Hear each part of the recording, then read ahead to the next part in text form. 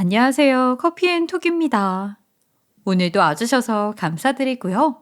바로 사연 읽어보겠습니다. 어려서부터 저희 집은 형편이 썩 좋지 않았어요. 노래 가사처럼 남들 아는 외식 한 번 한 적 없는 정도는 아니었지만 연례 행사이긴 했어요.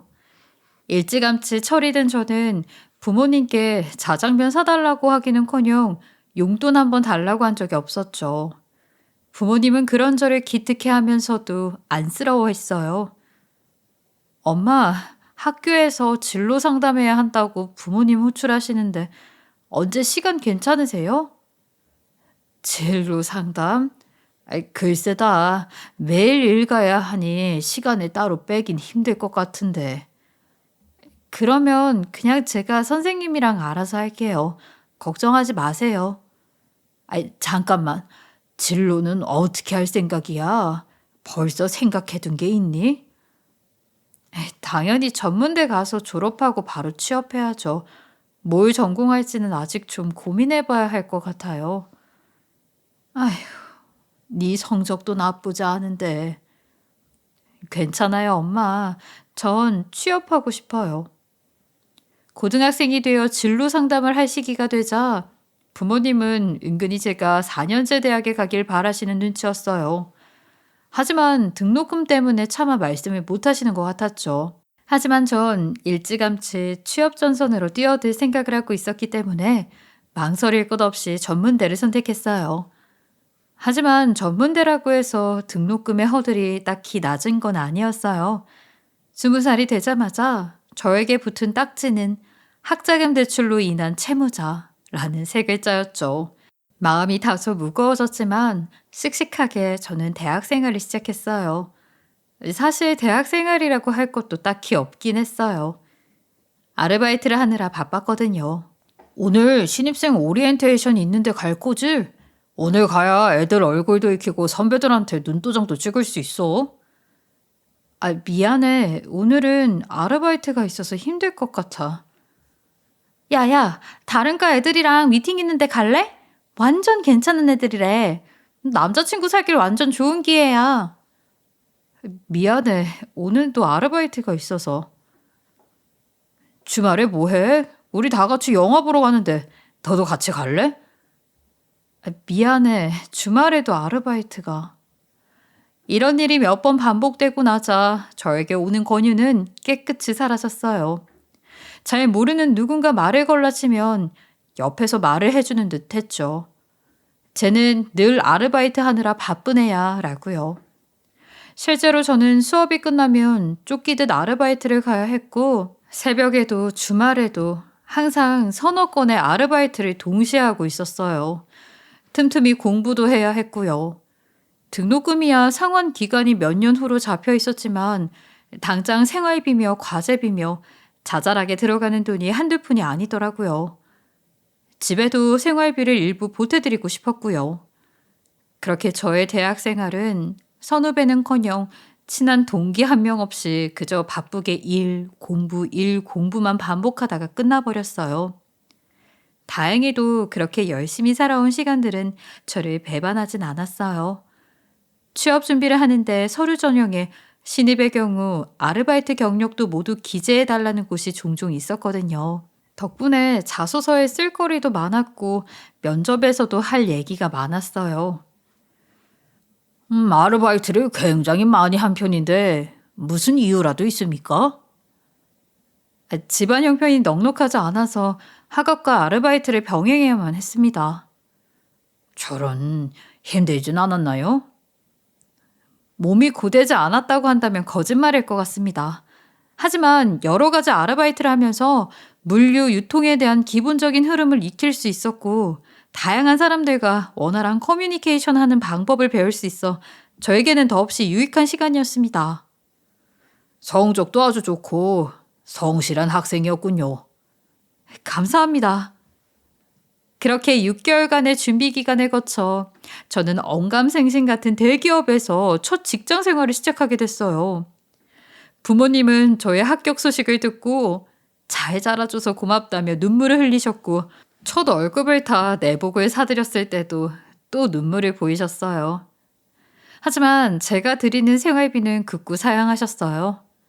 그리고 아르바이트 할 때 제가 드렸던 생활비를 차곡차곡 모아둔 통장을 저에게 건네주셨어요. 저 또한 눈물을 흘릴 수밖에 없었죠. 온 집안이 눈물바다가 된 날이었어요. 첫 직장 생활은 결코 쉽지만은 않았어요. 아르바이트 안엔 너무나 다른 게 많아서 모르는 것 투성이었죠. 이번에는 동기들끼리 으쌰으쌰 하면서 서로 모르는 것도 물어보고 다 같이 밥도 먹고 하며 친분을 다져보려 했어요. 하지만 이마저 쉽지 않더군요.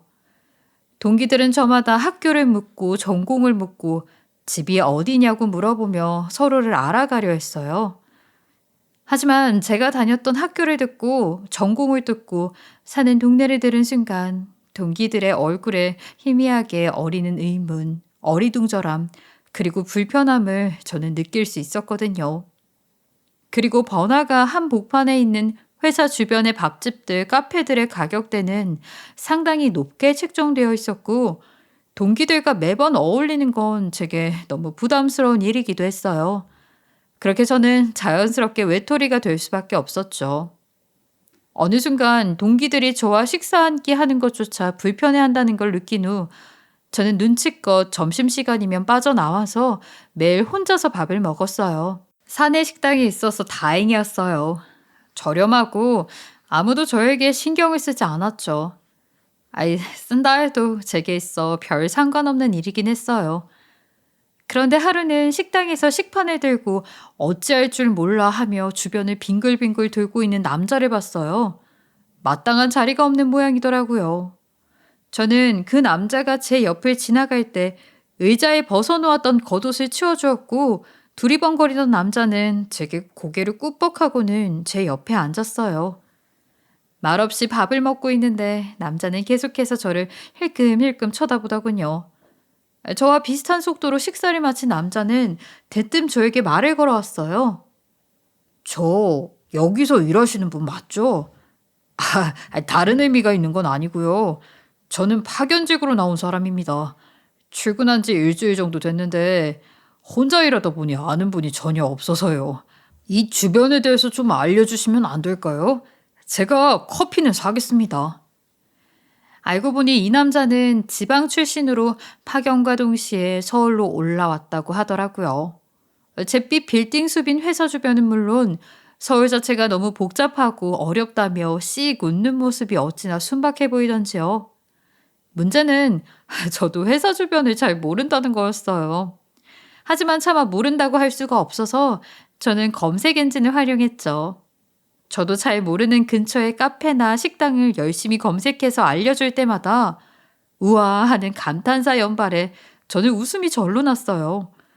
이후 점심을 먹으러 사내 식당에 가서 어디 앉을까 두리번거리고 있노라면 늘 그가 환하게 웃으며 손을 흔들고 있더군요. 회사 생활에 굳이 친구나 하물며 연인 같은 건 필요 없다고 생각했지만 언제부턴가 저는 점심시간을 기다리고 있더라고요. 그렇게 한참 동안은 매일 점심시간을 함께 보냈어요. 대부분이 사내 식당에서였지만 가끔 월급날이면 제가 찾아낸 주변의 맛집들을 가보기도 했죠. 회사 생활의 어려움, 서울 생활의 어려움을 토로하며 맥주도 한잔하고 그러다 보니 우리는 자연스럽게 연인이 됐어요. 남편은 늘 우리가 연인이라는 게 믿어지지 않는 것처럼 얘기를 하곤 했어요. 자기가 그토록 부러워하는 멋진 도시 여자인 제가 시골 촌뜨기인 자신이 여자친구라는 걸 믿을 수 없다는 거예요. 남편은 파견직인 자신의 처지를 늘 겸손하게 얘기했고 대기업에 다니는 저를 엄청나게 치켜 세우곤 했고 또 부러워했어요. 오늘도 고생 많았어, 내 멋진 여자친구. 차가운 도시 여자? 아유, 또 시작이네. 나 차가운 도시 여자 같은 거 아니야. 그냥 평범한 직장인이야. 굴지의 대기업에 다니면서 이렇게 겸손하기까지? 휴, 당신 같은 여자가 내 여자친구라니 언제나 믿기지가 않는다니까. 나도 믿기지가 않네. 내 남자친구가 이렇게까지 순박한 시골 청년이라니. 순박하긴 그냥 촌뜨기 파견직이지. 다른 남자들은 이런 경우 자격지심에 삐뚤어지거나 화를 내기도 한다던데 이런 모습은 더더욱 저를 그이에게 끌리게 만들었죠. 요즘 시대에 이렇게 순박한 사람을 만나기란 정말 쉽지 않을 거라는 생각이 들었거든요. 남편은 파견 근무가 끝나는 날 저에게 프로포즈를 했어요. 곧 서울에 새로이 취업을 할 거라고 그 후에 결혼하자고요. 그때 저는 남편을 완전히 믿게 됐어요. 사실 그이가 파견직인 것이 마음에 걸리긴 했었거든요. 제 마음에 걸리지 않았더라도 남편이 늘 파견직인 자신을 자신 없어 하는 게 싫었어요. 그런데 서울에 새로 일자리를 잡겠다고 먼저 얘기를 해주다니 이 사람도 나에게 진심이구나 하는 생각에 저는 믿을 만한 사람과 결혼을 하게 되는 거라고 단 한순간도 믿어 의심치 않았어요. 남편의 취업은 생각보다 빨리 이루어졌어요. 작지만 탄탄한 기업에 취업이 되었죠. 고향에서 알고 지내던 사람의 밑으로 들어간다고 하더라고요. 부모님은 대기업까지 들어간 딸이 사내 커플이라도 되었으면 하는 눈치셨지만, 그게 제 마음대로 되는 것도 아니었고, 저는 남편이 저에게 자격지심도 없고 취업도 빨리 했으니 저에게 딱 맞는 좋은 남자라고 말씀드렸어요. 물론 부모님은 애초에 반대할 생각이 있으셨던 건 아니었고, 그냥 제 마음 어딘가에서 부모님을 만족시키는 결혼을 해야 한다는 생각이 있었나 봐요. 우리가 어디 네 결혼 반대할 입장이나 되겠니? 그 패나 안 끼치면 다행이지. 아이 참 엄마도 무슨 말씀을 그렇게 하세요. 엄마 아빠가 저한테 패를 끼치실 일은 없어요. 그냥 온 마음 다해서 축하해 주시면 돼요. 그래, 엄마는 정말 너무 기쁘구나. 아빠도 마찬가지 마음일 게야. 어머니는 남편이 너무 순한 것 같아서 도리어 걱정이라고 하셨을 정도였죠. 우리 두 사람 다 친구가 많지 않았고 남편도 간소한 식을 원했기에 결혼식은 양가 친척만 모시고 조촐하게 진행이 되었어요. 지금 생각하면 동네 사람, 회사 사람 한 명 안 부른 걸 이상하게 생각할 법도 했는데 그때는 전혀 이상하게 생각하지 못했어요. 우리 둘 다 근검절약이 필요할 때라 저도 화려한 결혼식은 원하지 않았거든요. 그때는 그저 의견이 잘 맞아 다행이라고만 생각했죠. 그렇게 우리는 부부가 되었어요. 이제 점심은 평생 함께 먹자는 둘만의 약속도 했죠. 당신 취업 도와주신 상사분께 감사 인사라도 드려야 하는 거 아니야? 언제 한번 집으로 모셔서 식사라도 대접할까? 아니야. 굳이 그럴 필요까지 없어. 친한 사이라서. 무슨 소리야. 친할수록 더 잘해야지. 평소에 좀 바빠. 혼자서 애를 키우거든. 내가 열심히 일하면 되지 뭐. 밥도 내가 한번 따로 사드릴게. 그때는 지방에서 아이까지 데리고 상경한 싱글데디라니 힘들겠다 하고 그냥 넘어갔죠. 그런데 이 상사 때문에 우리의 결혼 생활은 시작한 지 얼마도 되지 않아 삐걱이기 시작했어요. 남편이 새로 취업한 회사가 너무 작아서인지 혹은 상사와의 친분 때문인지 공과 사의 구분이 전혀 안 되는 것 같더라고요. 특히 남편의 상사는 취업을 시켜준 건 고마운 일이었지만 남편이 순박하고 정 많은 성격이라는 점을 이용해 사적인 일로 계속 남편을 부려먹는 것 같았어요. 처음에는 자잘한 심부름으로 시작됐어요. 하지만 이 자잘한 심부름이 나중에는 평일과 주말을 가리지 않고서 발생한다는 점이 아무래도 좀 이상하더라고요. 자기야, 나 좀 나갔다 올게. 왜? 어디 가는데? 우리 이따가 산책하고 영화 보기로 했잖아. 영화표도 벌써 다 예매해놨는데?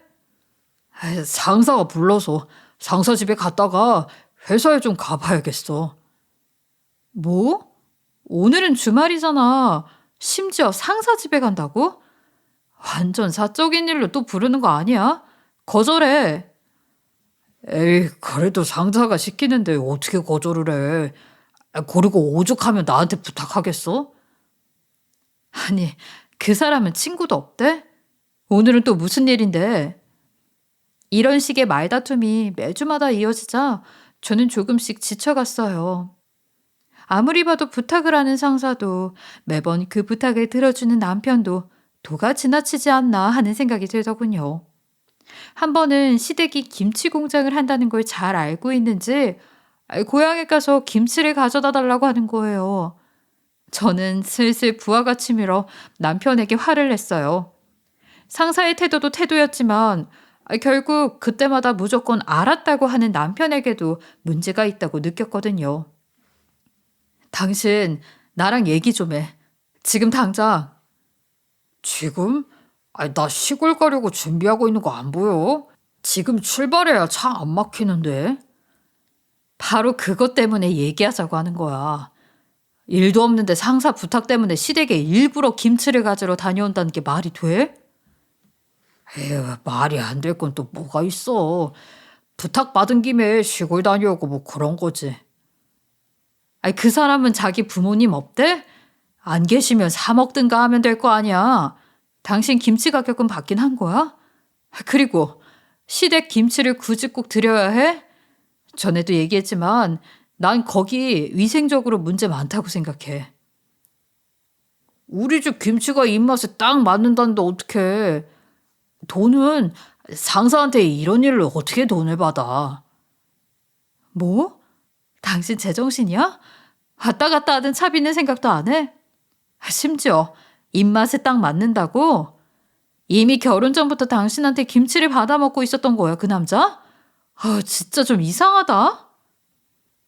그 남자? 누굴 말하는 거야? 당신 상사 말이야. 아, 당신 여태까지 오해하고 있었구나. 내 상사 여자야. 뭐라고?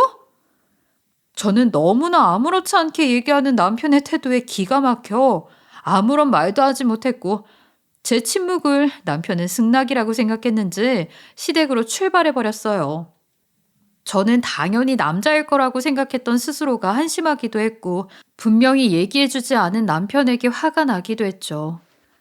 가만히 남편을 기다리다 보니 남편이 여태까지 수행해준 수많은 자잘한 부탁들이 떠올라 저는 정말로 화가 났어요.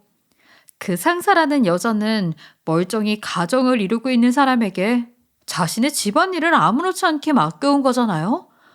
심지어 그로 인해 남편은 본인의 가정을 등한시해왔어요. 내 남편의 다정함은 저 혼자만을 향한 것이길 바라는 게 여자의 당연한 심리 아니겠어요? 저는 남편이 고향에서 돌아오면 다시 한번 제대로 얘기를 해야겠다고 생각했어요. 하지만 남편은 피곤하다며 이야기를 피했고 그날 일은 그렇게 흐지부지 넘어가게 됐죠. 하지만 머지않아 제가 정말로 머리 끝까지 화가 나는 일이 벌어졌어요. 그날은 주말 저녁이었죠. 모처럼 남편과 외출했다가 영화도 보고 맛있는 저녁을 먹고 집에 와서는 TV를 보며 평화로운 시간을 보내는 중이었어요.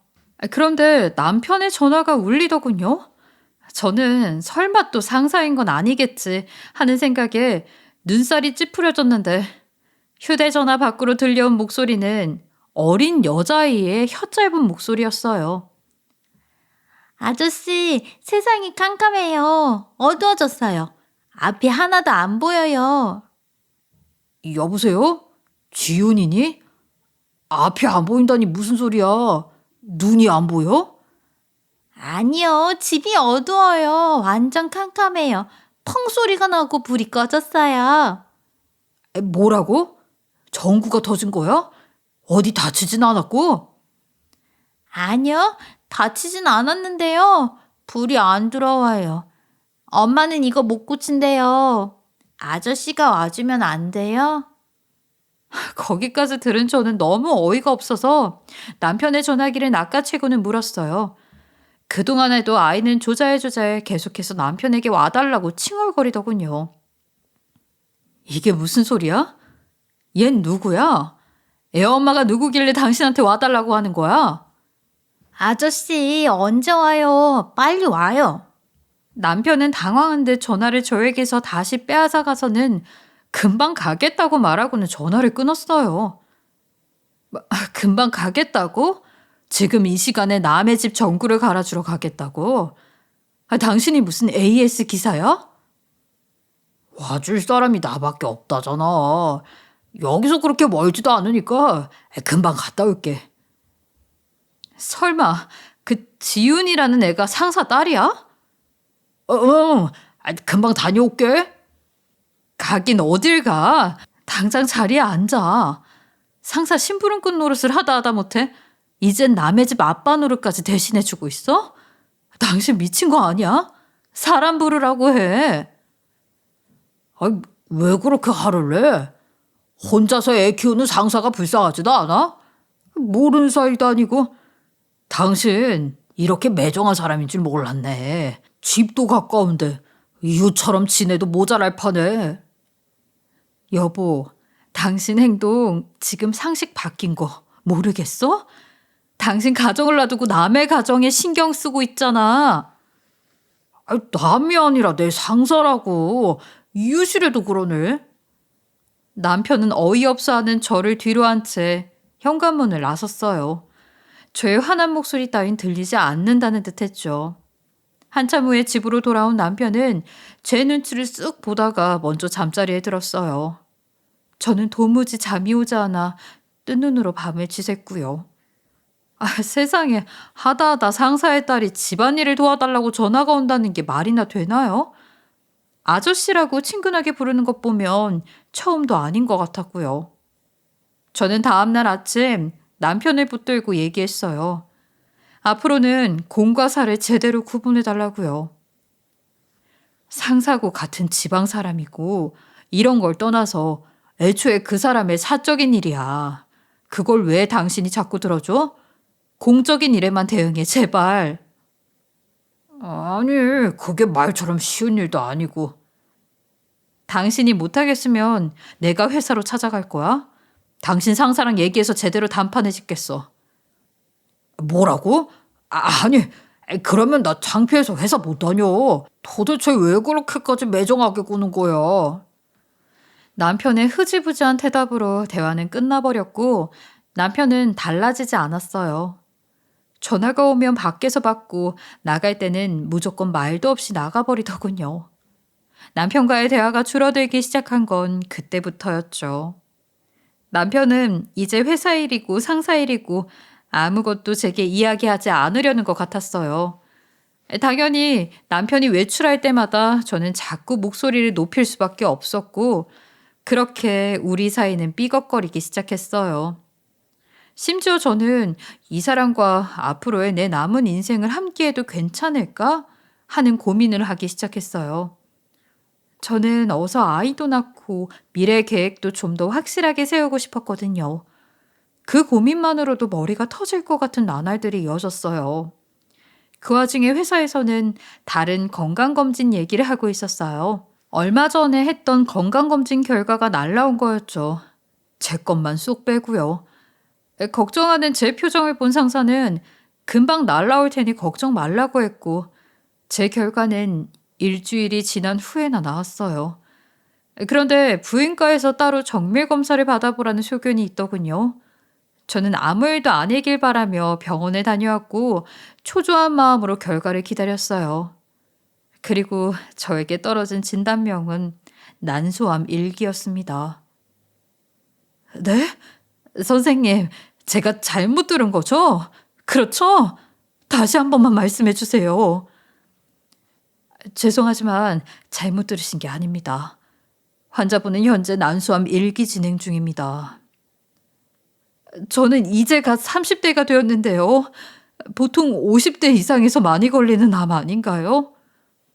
그렇긴 합니다만 그래도 1기에 발견되어서 다행입니다. 전이가 잘 되는 편이어서요. 일단 수술로 모든 종양을 제거한 후에 항암 치료를 받으시면 생존율은 높은 편입니다. 아이는요? 선생님, 나중에 아이를 가질 수 있긴 한 건가요?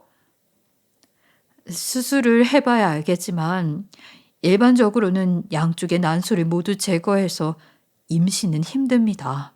하지만 환자분은 아직 젊으시고 워낙 초기에 발견되었으니까 한쪽만 제거할 수도 있는데 그 경우엔 임신이 가능하고요. 의사 선생님은 넋이 나간 저를 상대로 열심히 설명을 해주셨지만 제 귀에는 사실 잘 들리지 않았어요. 아이를 바랐던 저에겐 마치 사망 선고와 같은 순간이었거든요. 하늘이 무너지는 것만 같더군요.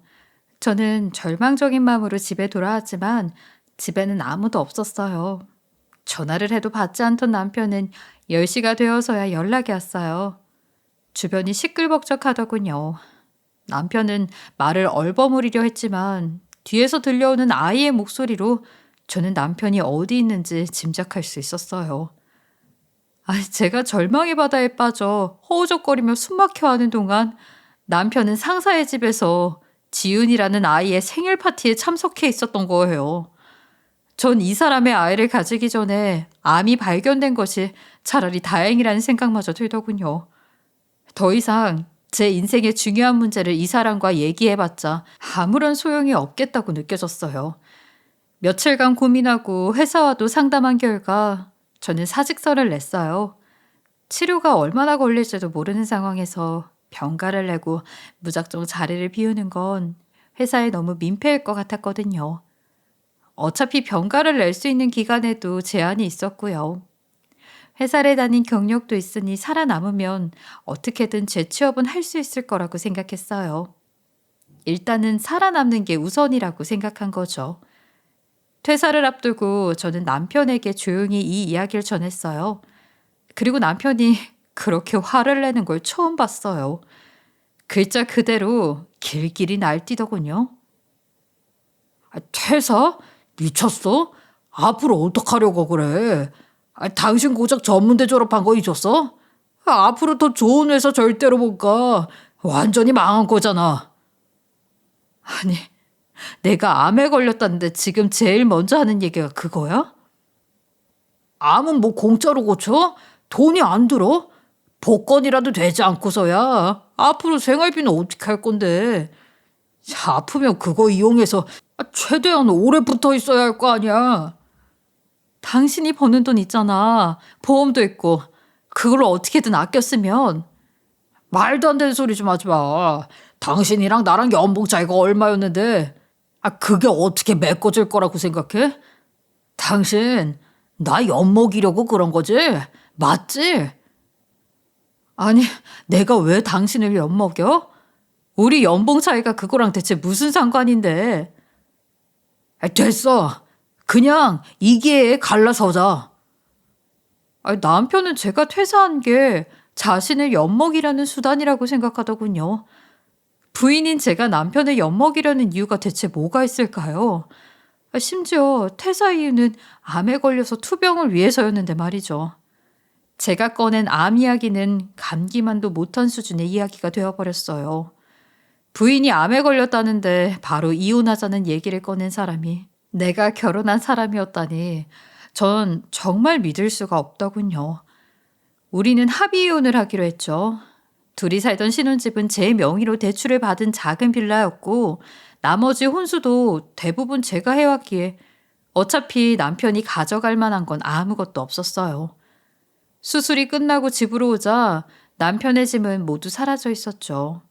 집들이 선물로 받았던 커피 머신이며 고가 브랜드의 청소기까지 함께 사라진 것을 보고는 허탈하고 어이도 없었지만 따지고들 기운도 없어서 관뒀어요. 제가 수술이 끝나고 정신도 못 차리는 사이에 남편은 이혼 서류에 사인을 해서 병원에 두고 가버렸거든요. 암은 제 몸에 커다란 흉터를 남겼지만 남편과의 이혼은 흉터로 아물지조차 않는 커다란 상처를 제게 남긴 거죠. 수술을 끝내고도 오랜 항암 치료가 이어졌고 그 기간 동안 저는 정말 아무런 생각도 할 수 없었어요. 너무 고통스러웠거든요. 온갖 부작용도 많았고요. 하지만 오히려 잘 됐다 싶기도 했죠. 그저 살아남는 데만 집중할 수 있었으니까요. 끝나지 않을 것 같던 항암 치료가 끝나고 계절도 여러 번 바뀌었어요. 저는 본격적으로 직장에 잡기보다는 잠깐 동안 몸을 쓰는 일을 하면서 체력을 좀 키워야겠다고 생각했어요. 복잡한 일이 아닌 단순한 일을 하고 싶기도 했고요. 당장 할 수 있는 아르바이트 위주로 알아보다 보니 피자 배달을 하게 되었어요. 집 근처였고 오토바이가 아닌 자전거를 타고 다닐 수 있는 거리까지만 배달을 하는 가게라는 게 마음에 들었어요. 하루는 집 근처로 배달이 들어와 가벼운 마음으로 배달을 갔죠. 문을 열어준 건 5살쯤 되어 보이는 꼬마였어요. 꼬마는 생글생글 웃으며 카드를 내밀더군요. 그런데 그 조그만 손으로 제게 쥐어준 카드의 이름이 전 남편의 이름과 똑같은 게 아니겠어요? 전 남편이 자주 쓰던 카드와 디자인도 똑같았고요. 순간 가슴이 철렁하는 것 같았지만 저는 웃으며 아빠 카드니? 하고 아이에게 물었고 아이는 야무지게 네 하고 대답하더군요. 결제를 하려고 하는데 손이 떨려 카드를 뚝 떨어뜨리고만 저는 다시 카드를 주워들었어요. 그런데 카드의 뒤쪽에 있는 서명이 전 남편의 것과 똑같더군요. 제 눈을 의심했어요. 카드를 한참 들여다보는 저를 아이가 이상하게 쳐다보더군요. 저는 계산을 재촉하는 아이에게 미안하다고 말하고는 카드를 돌려주었어요. 온갖 생각이 머릿속에서 휘몰아쳤어요. 저와 이혼한 지 1년도 되지 않은 시점에서 5살 난 아이가 있다니요. 저 아이의 아빠가 정말로 제 전 남편이었다면 전 남편은 저를 속이고 결혼한 게 아니겠어요? 아니면 그 사이에 애 딸린 여자와 재혼을 했단 말인가요? 설마 그 상사와? 상사 집이 근처라더니 바로 그 집으로 들어갔단 말인가요? 제가 겪은 현실을 도무지 믿을 수가 없었어요. 전 며칠간 그 집 근처를 맴돌며 지켜보기로 했어요. 그리고 제 눈으로 보게 된 건 바로 전 남편과 아이, 그리고 어느 여자가 함께 그 집에서 나오는 광경이었어요. 둘은 아무렇지도 않게 서로를 여보 당신이라고 부르더군요. 그리고 그 아이의 이름 또한 크게 불렀죠. 지유나라고요. 맞아요. 그 여자는 바로 전 남편의 상사였어요. 저는 대체 헤어진 지 얼마 됐다고 그새 재혼을 했나 싶어서 어이가 없었지만 혹시라도 두 사람이 저와 만나는 동안 바람을 피웠다거나 하는 게 아닌가 싶어 흥신소를 고용했어요. 정확한 사실을 알 수 있게 모든 것을 조사해달라고 했죠. 그렇게 해서 드러난 진실은 제가 상상했던 것보다 더욱 추악하더군요. 드라마보다 현실이 더하다더니 정말로 그랬어요. 둘은 이미 지방에서 만나서 아이를 낳고 동거하던 사이였던 거예요. 생활이 어려워 빚까지 지게 되자 전 남편은 서울로 와 일을 시작했고 전 그저 생활비와 양육비를 뜯어낼 요량으로 만난 ATM 기기 같은 거였던 거죠. 모든 사실을 알게 되자 간신히 추스렀던 몸과 마음이 한 번에 무너지는 것 같았어요. 저는 고열로 며칠을 앓다가 겨우 몸을 일으킬 수 있었어요. 열이 내려간 아침은 마치 긴 잠에서 깨어난 듯한 기분이었어요. 오랜 악몽에서 깨어난 그런 기분이요. 저는 이 모든 일에 대해서 결코 그냥 넘어갈 생각이 없었어요. 인터넷을 수없이 뒤지고 수십 통의 전화를 했어요. 모든 것이 준비되었다 싶었을 때 저는 가장 먼저 모든 것을 말할 요량으로 이전 시댁을 찾아가기로 했어요. 전날은 밤새도록 배에 난 흉터를 쓰다듬으며 눈물을 참았어요. 그 흉터를 만질 때마다 죽다가 살아났다는 생각으로 살아갈 의지가 들었거든요.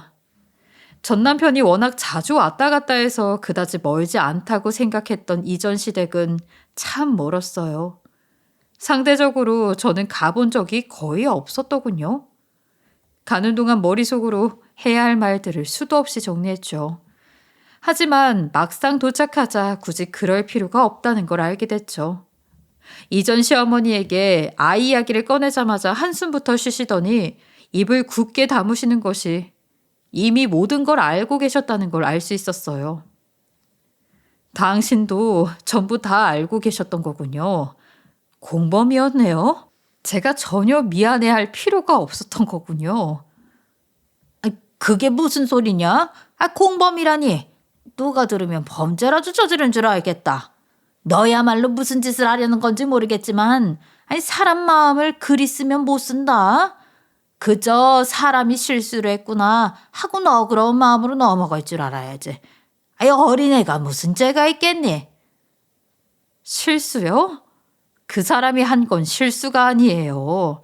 범죄가 맞아요. 사기죠. 전 피해자고요.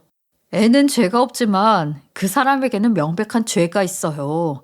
당신도 그렇고요. 아, 그리고 방조죄랑 식품위생법이라고 들어는 보셨어요? 알고는 계세요? 전 사실 이미 식품안전정보원에 민원을 넣은 상태였어요. 이전 시댁이 운영하는 김치 공장은 위생에 심각한 문제가 있었거든요. 전 그걸 제 눈으로 보고 난 이후부터 알고는 도저히 이전 시댁 김치를 먹지 않았었고요. 집불도 가진 게 없는 전 남편에게 가장 큰 타격을 입히는 건 이전 시댁의 김치 공장을 멈추게 하는 것 외에는 별다른 방법이 없을 것 같더라고요. 이전 시어머니가 전 남편을 통해 몇 번이고 목돈을 요구한 적이 있었는데 돈으로 위생점검을 피하려는 게 분명해 보였어요. 절 원망하지 마세요. 원망하려면 당신 아들을 탓하세요. 당신 하나뿐인 아들이 애초에 절 ATM 기기 취급하면서 돈을 뜯어갔으니까요. 기망행위라고 아세요? 당신 아들은 고의적으로 절 속였어요. 기망을 행해서 재산상의 이득을 취한 거죠. 죄로 얼마든지 고소할 수 있는 부분이에요. 저 지옥 끝까지라도 쫓아가서 동전 한 푼까지 다 받아낼 거예요. 결국 이전 시댁은 영업 정지 처분을 받았고 공장의 가동은 멈췄어요. 전 남편 빚을 갚아주고 있던 것도 시댁이었는데 모든 게 멈춘 거죠. 마음껏 돈을 빼내 쓰고 있던 ATM 기기인 저와 이혼까지 했으니 더 나락에 빠질 수밖에 없지 않겠어요? 저는 더 몰아치듯 마른 수건에 물을 짜내듯 그간 가져간 모든 돈을 다 청구했어요. 최고급 변호사를 선임했죠. 전 남편은 뒤늦게 미안하다며 이전 시댁 식구까지 다 데려와 손이 발이 되도록 빌었죠. 이혼할 때 가져갔던 커피 머신과 청소기 그리고 기타 가전들도 다시 가져왔고요. 하지만 그 여자와 딸아이는 쏙 빠져있더군요. 애는 그렇다 치더라도 그 여자 또한 방조죄로 저에게 사과해야 하는 것 아니었을까요? 물론 사과를 받는다고 해서 고소를 취하할 생각은 없었지만요. 죄를 제외한다고 쳐도 월급이 없어진다고 해서 암 선고받은 아내를 내팽개친 사람이 잘못을 뉘우친다고 해서 다른 사람이 될 리는 없잖아요. 어차피 제 마음속엔 정말 쌀 한 톨만큼의 정도 남아있지 않았어요. 화수분은 다쳤어. 모르겠어? ATM 기기는 망가졌다고. 어느 쪽이 이익인지 계산 제대로 했어야지. 당장 수입이 사라진다고 하니까 조급했나 보지? 아니야. 그렇게 생각한 적 없어. 우리 함께한 시간이 있잖아. 어? 그러니까 제발 그 고소만은 취하해주라. 제발 부탁이야. 내가 이렇게 빌게. 자기야. 뭐? 자기라고 부르지 마. 우린 남이야. 아니, 정확하게는 가해자와 피해자지. 함께한 시간? 당신은 나와 함께한 시간보다 그 여자랑 당신 딸이랑 함께한 시간이 더 많지 않겠어? 툭하면 그 집으로 갔었잖아. 그거야. 피가 섞인 딸이 있다 보니 어쩔 수가 없었어. 당신이 이해 좀. 이해? 피해자한테 지금 이해를 바라는 거니? 너 머리가 나쁜 거야? 아니면 멍청한 거야? 애초에 사기를 치지 말았어야지. 이제 너 버는 돈 동전 하나까지 다 낼 거야. 나한테 가져간 돈 다 갚을 때까지 숨도 못 쉬고 살아야 할 거야. 빌어 먹일 식구도 많은데 머리가 안 돌아가면 몸이라도 써서 좀 더 열심히 살아. 관짝에 들어갈 생각도 하지 마. 땅 파헤쳐서 마지막 한 푼까지 탈탈 털어서 다 받아낼 거니까. 연애 시절엔 순박하다 생각했던 전 남편의 표정이 그렇게 멍청해 보일 수가 없더군요. 결국 이전 시댁은 공장도 집도 압류가 들어가 모두 경매에 넘어갔어요. 제게서 가져간 돈이 제 생각보다 참 많더라고요. 모든 증거가 너무 뚜렷하게 남아 있었어요. 이 역시 전 남편이 멍청했던 건지 아니면 저를 그만큼 우습게 봤던 건지는 모르겠지만요. 아주 가끔 마음이 약해질 때가 있어요. 길을 가다 고만고만한 나이에 애를 볼 때요. 하지만 이혼을 하지 않고 전 남편과의 사이에서 아이를 낳았다가 이 모든 사실이 뒤늦게 밝혀졌을 거라고 생각하면 너무 끔찍하기 때문에 전 마음을 다시 잡을 수가 있어요. 그리고 또 하나 투병 생활을 떠올려요. 피를 철철 쏟아내며 걸을 힘조차 없는 고통을 겪는 순간 제게 날라왔던 이혼 서류를 떠올려요. 다들 돌다리도 꼭 두들겨보고 건너시길 바라요. 믿었던 돌다리가 쑥 하고 가라앉아 깊고 깊은 물속으로 빠져 허우적대는 그 느낌은 아무도 모르셨으면 좋겠네요. 저의 서글픈 긴 이야기 들어주셔서 너무 감사합니다. 지금까지 커피앤톡이었습니다. 오늘도 끝까지 함께 해주셔서 감사하고요. 다음 영상으로 또 찾아뵙겠습니다.